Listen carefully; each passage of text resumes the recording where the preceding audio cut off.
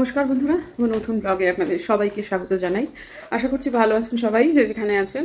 আমিও খুব ভালো আছি। সকালবেলায় এত রোদ, আজকে কালকে এত বৃষ্টির পর কিন্তু রোদটা বেশ ভালোও লাগছে। আবার তো মেয়ের আজকে স্কুল আছে বিশেষ একটা কারণে, সবার স্কুল নেই কিন্তু টুকুরকে এবং আরও কয়েকজন বাচ্চাকে তো যেতে হচ্ছে বিশেষ একটা কাজে। আর সেই জন্য প্রথমে ঠিক হয়েছিল যে আমি ওকে গিয়ে পৌঁছে দিয়ে তারপরে একবারে কাজটা সেরে নিয়ে চলে আসবো। হয়তোবা কাজটা হবে মোটামুটি ওই 12:30 পর্যন্ত, কিন্তু তারপরে সিদ্ধান্ত বদল হয়েছে, কারণ আলপনা দিয়ে আসাটা অনিশ্চিত হয়ে গেছে। সেহেতু আমার অতক্ষণ বসে থাকলে চলবে না। তাই জন্য ঠিক করেছি যে না, টুকুর বাসেই চলে যাবে। তারপরে ফেরার সময় গিয়ে আমি ওকে নিয়ে আসবো, কারণ যে সময়টায় ওদের ফেরার ব্যাপার থাকবে না সেই সময়টাতে হয়তো বা বাসটা নাও পেতে পারে। তো এখন আমি আসলে এটাও একটু সন্দিহান যে আদৌ বাস আজকে যাচ্ছে কিনা। আমাদের বাড়িটা এমন একটা জায়গাতে যেখানে এত কোনো বাস বেরোচ্ছে কি ঢুকছে কিছু দেখা যায় না, অন্তত ডিপিএসের বাস। হাতিমোড় সংলগ্ন হলে অন্তত সকাল থেকে তো দেখতে পেতাম যে হ্যাঁ ঢুকছে বেরোচ্ছে। তো কাজেই পুরোপুরি অনিশ্চিত। এখন বাসকে একটা, হ্যাঁ এটা হতে পারে, এখন কথা বলতে মনে করলো যে বাস এটা ফোন করা যেতে পারে, বাসের ফোন নাম্বার আছে, সেটা বরং একটু করে নিই দেখি। তারপর এখনও তো বেরোয়নি, এখনও যদি দেখি যে বাস বলে যে না আমরা তো যাচ্ছি না, তাহলে আনিদাকে ডেকে নিয়ে যেতে পারি। ফোন করে নিই, ঠিক মাথায় এখন খেলছে। ফোন করেছিলাম, বাস আসছে 9:10 হাতিমোড়াতে আসবে। এখন মোটামুটি 8:40 মতো বাজে। যাক বাঁচো।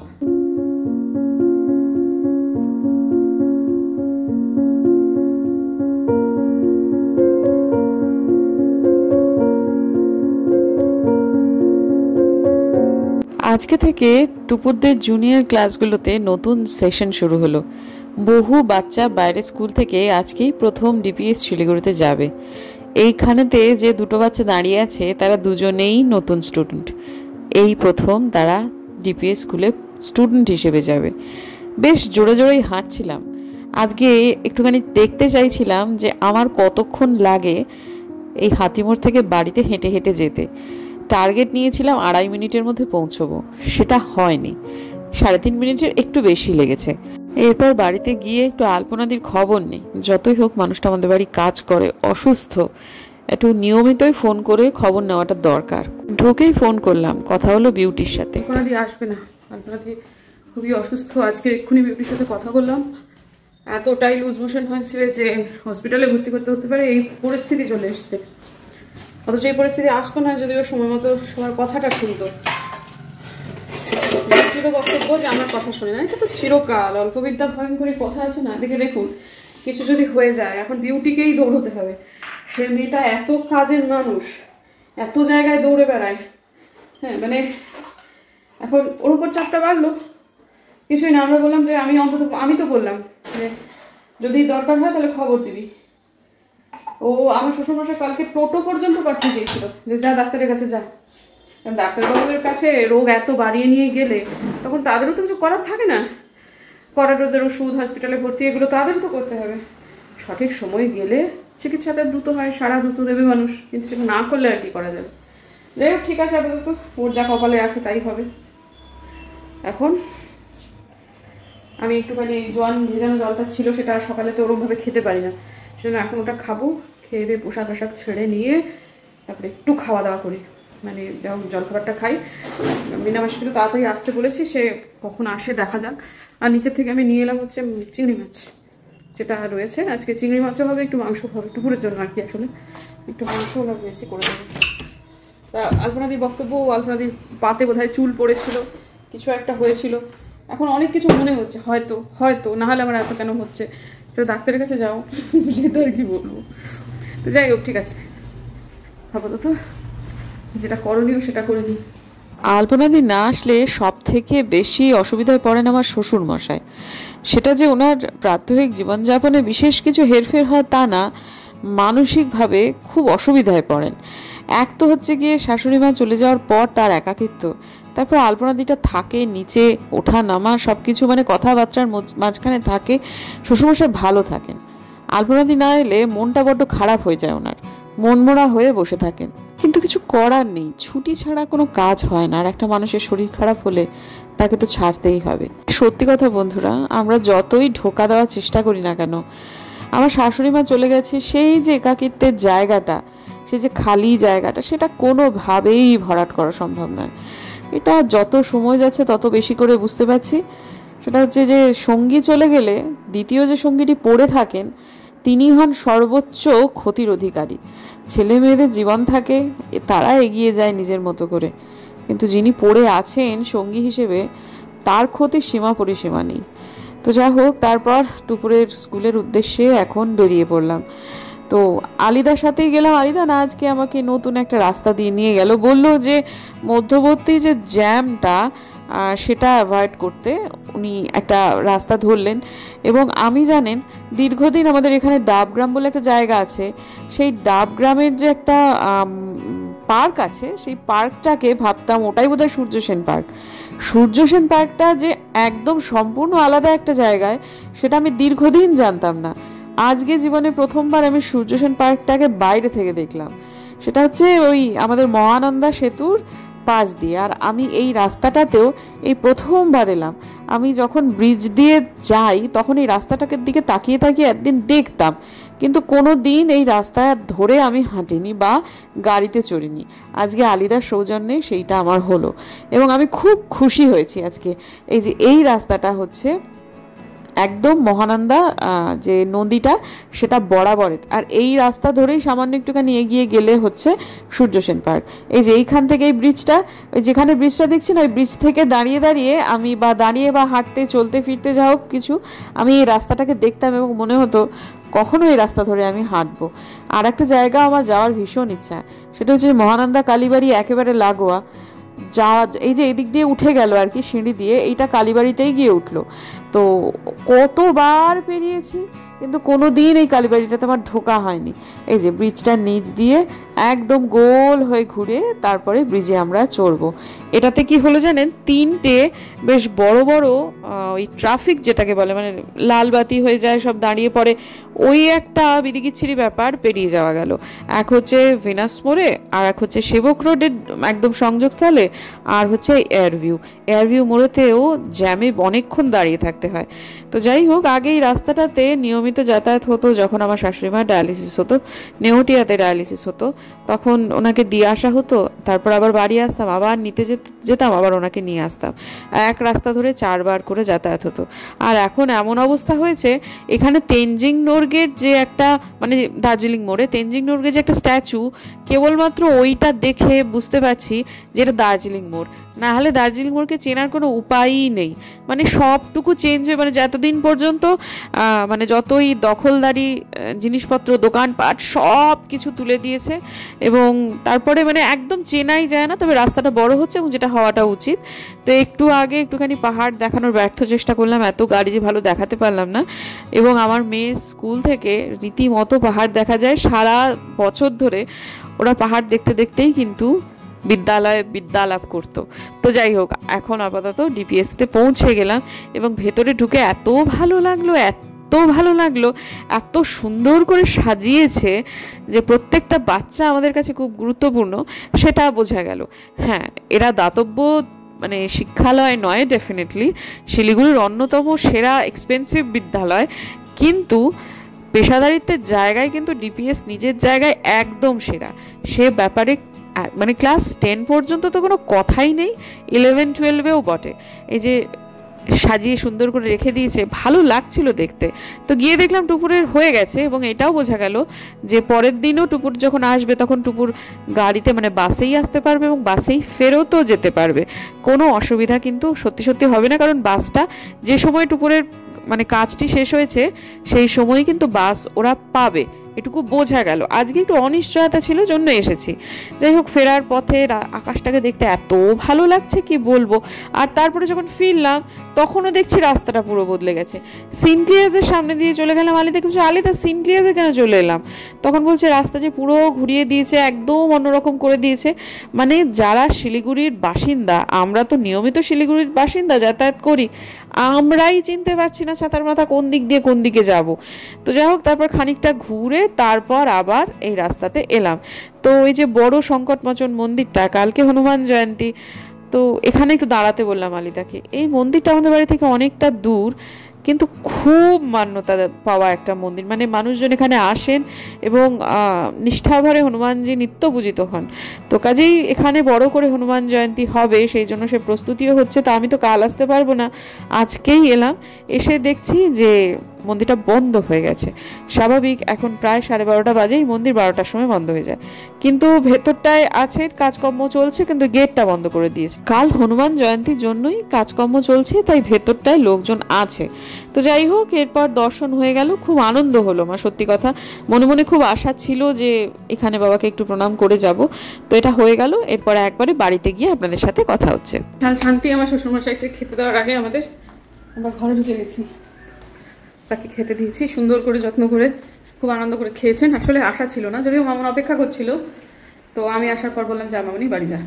তো মামুন কাজের পরে যে অনেকক্ষণ বসেছিল আমার জন্য তাও নয়, মানে আমরা টাইমেই ঢুকে গেছি আর কি।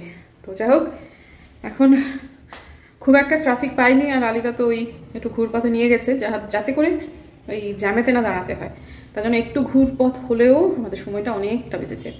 তো এখন আমি যাচ্ছি ওই যে আমাদের আর একটা যে ট্যাঙ্ক আছে, মানে পাম্প আছে, সেটাতে একেবারে জল নেই, দিয়ে ঘোরালে জল বেরোচ্ছে না, সেটা একটু চালিয়ে দিই পাম্পের মেশিনটা।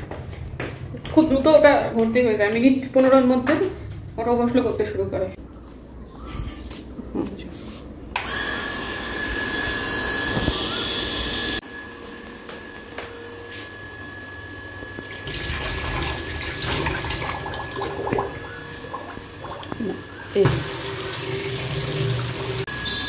জাস্ট 10 মিনিটের মধ্যে এটা জল পড়তে শুরু করেছে।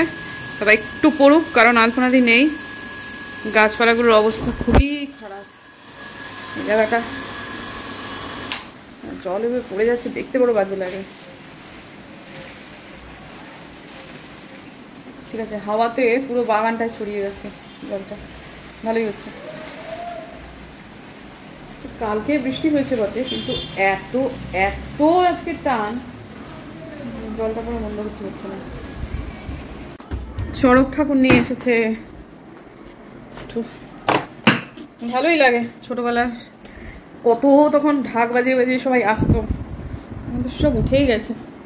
এখানে একটা টাকা আছে, দিয়ে দিই, বছরের দিন দিয়ে যাও। কেমন মানে গেটে ওই যে আমার শ্বশুর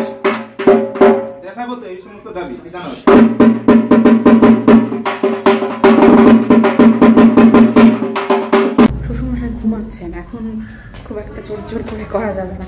যাই হোক, এখন কি বলে, আমি পুজোটা সেরে নিই, আমার তখনও পুজোটা হয়নি।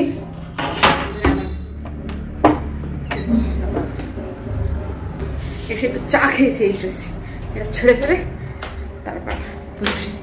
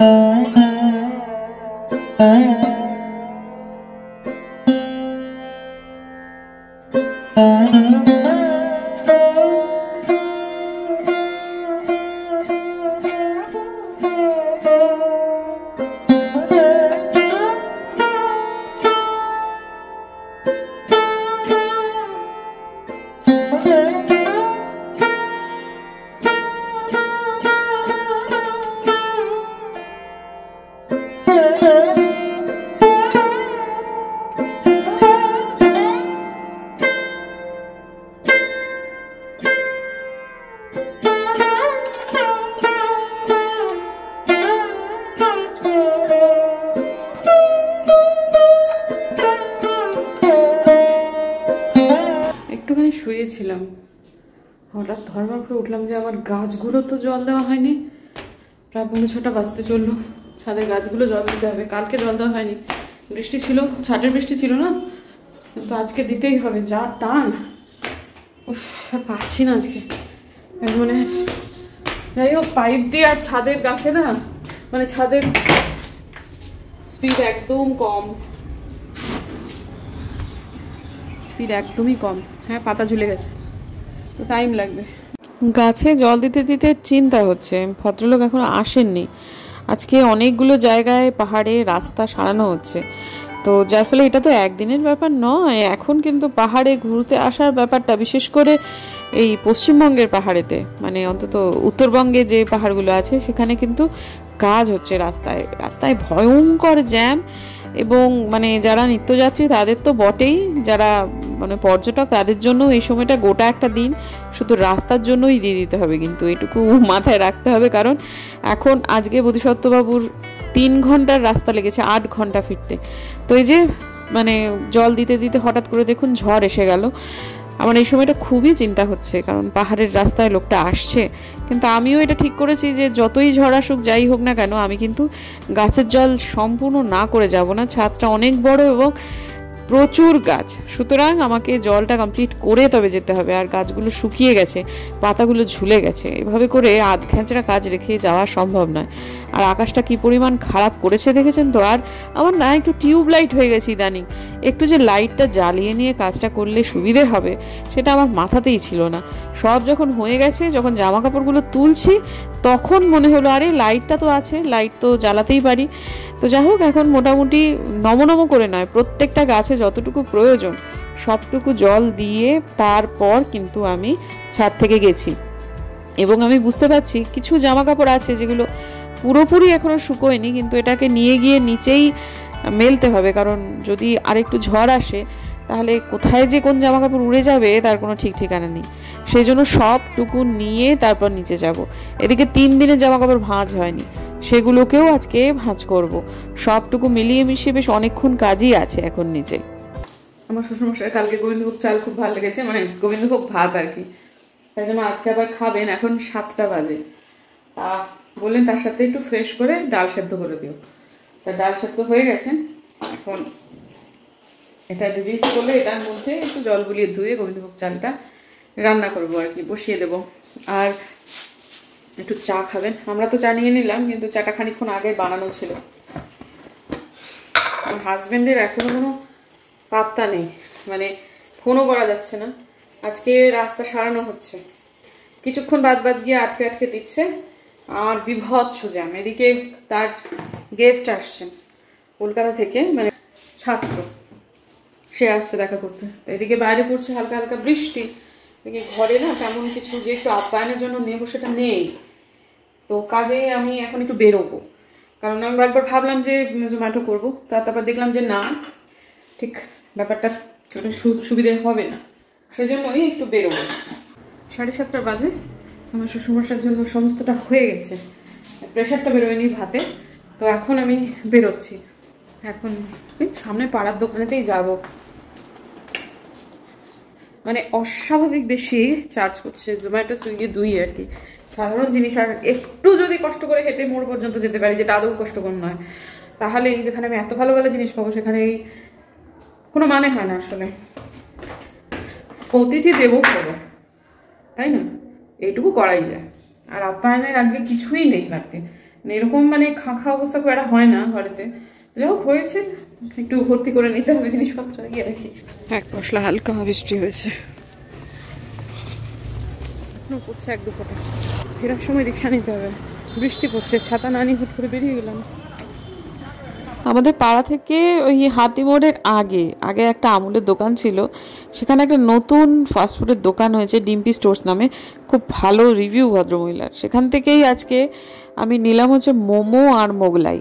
তাছাড়াও আমি ওই মিয়ামোড় থেকেও জিনিসপত্র নিয়েছি, এবং কালকে যেহেতু শনিবার সেহেতু পনির টনির এগুলো নিয়ে নিয়েছি, প্লাস আরও কিছু জিনিস নিয়েছি যেগুলো আমার ভাঁড়ারে লাগবে।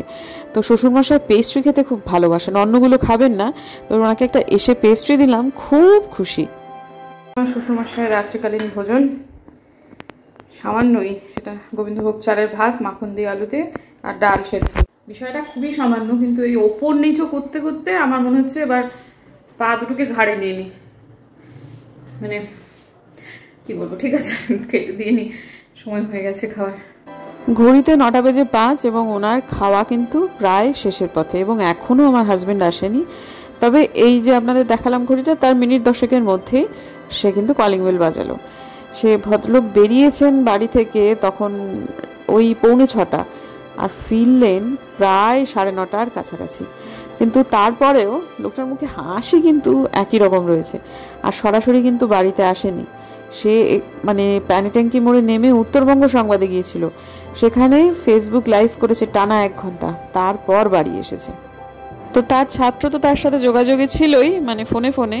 এরপর বাড়িতে এসে সে তারপর ছাত্রকে ফোন করেছে, তারপর সে দেখা করতে এসেছে। খুব সুন্দর একটা সময় কেটেছে আমাদের, বেশ অনেকক্ষণ পরে কিন্তু ক্যামেরা আবার অন করছি। এখন প্রায় 11:30 বাজে, ঘুমাতে হবে, সমস্ত কাজকর্ম গুটিয়ে ফেলেছি, ক্লান্ত খুব। কিন্তু এক্ষুনি না ঘুমলে কালকে ভোরবেলা উঠতে হবে, কালকে হনুমান জয়ন্তী, কালকে আমি এই মন্দিরেতে পুজো দিতে যাব। তো আমার মনে হয় না আলপনাদি কালকেও আসবে, কাজেই চাপ হলেও কালকের দিনটা তো বিশেষ দিন, কাজেই পুজো দিতেই হবে। সকালবেলায় উঠে আগে আমি বাজারে যাব, ফুল টুলগুলো সমস্ত কিনবো, কখন পুজোয় বসবেন ঠাকুরমশাই সেটা জানবো, তারপরে আরও বাজার হাট টুকটাক করার আছে। তো ঠিক আছে, আমার মামুনি আর মিনামাসি ঠিকই হলেও তারা করে দিয়ে যাচ্ছে, সেটা একটা মস্ত বড় সাহায্য অবশ্যই।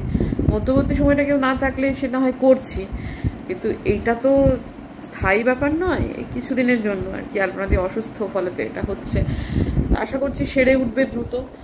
আর কি বলবো, আসলে এটার মধ্যে যদি আমি অভ্যস্ত হয়ে থাকতাম তাহলে হয়তো এত কিছু হতো না, কিন্তু আসলে সব থেকে সমস্যা হচ্ছে ওপর নিচ করা, এইটাই আর কি ব্যাপার। আর মানে যেমন আমার শ্বশুরমশাই একবারের জন্য বলছেন না যে তুমি ওপর থেকেই আমায় চা করে দাও, ওপর থেকেই সব কিছু করে দাও, কিন্তু আমি নিচে চা করতে গিয়ে চা পাতা খুঁজে পাচ্ছি না, মানে কোথায় যে আলপনাদি রেখেছে বুঝতেই পারছি না। মানে একটা সাধারণ জিনিসের জন্য আমাকে এত স্ট্রাগল করতে হচ্ছে, তার থেকে মনে হচ্ছে বাবা তার দরকার নেই, আমি ওপরে আমার রান্নাঘর, আমি জানি কোথায় কি আছে, সেখান থেকে করে নিই। এই করেই হয়ে যাচ্ছে সমস্যাটা বেশি, মানে খাটনিটা একটু বেশি পড়ে যাচ্ছে। তো ঠিক আছে, আবারও বলছি যে এটা কিছুদিনের একটা ব্যাপার, মিটে যাবে আশা করছি। তো আজকের দিনের জন্য বিদায় নিচ্ছি বন্ধুরা। যদি আমার ভিডিও ভালো লাগে তাহলে প্লিজ সাবস্ক্রাইব করবেন, পাশে নোটিফিকেশন বেলটা অন করবেন, যাতে ভিডিও দিলেই নোটিফিকেশন চলে যায় আপনাদের কাছে। দেখা হচ্ছে আগামীকাল, ততক্ষণ